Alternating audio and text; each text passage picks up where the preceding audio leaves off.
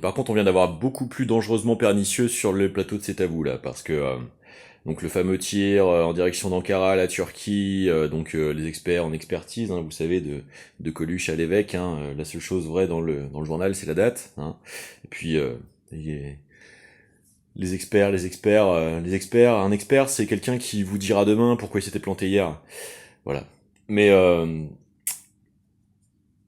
alors, l'Iran, enfin, le régime des mollahs, autant pour moi, serait dans une logique suicidaire, puisque tenterait de jouer la déstabilisation populaire dans d'autres pays, parce que serait dans un isolationnisme, ce qui du coup permet d'invisibiliser l'agression trumpo-israélo-inféodée,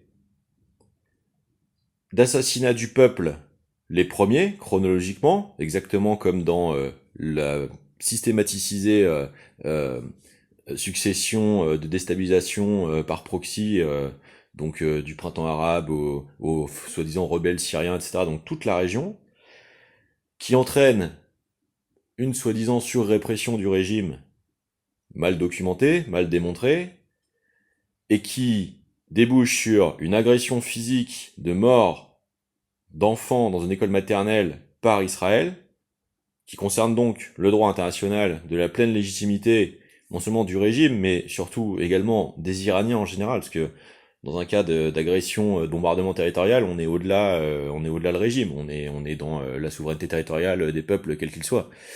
Et donc, droit international, pleine légitimité, seul cas d'autodéfense possible en cas de légitime défense. Donc, c'est le statut de droit international. Et donc, ça permet quoi? Ça permet d'instiller la possibilité extensive du fait que quiconque défendrait cette complexité-là, ou voudrait prendre la défense sans le savoir, par empathie envers non pas forcément le régime mais le peuple iranien, alors serait soupçonnable de ce climat fait de mais parlez-vous de pleine souveraineté, parlez-vous d'influence iranienne, ou êtes-vous carrément un contenu généré sur les réseaux par le régime iranien? Vous voyez la pestilence du bordel, quoi.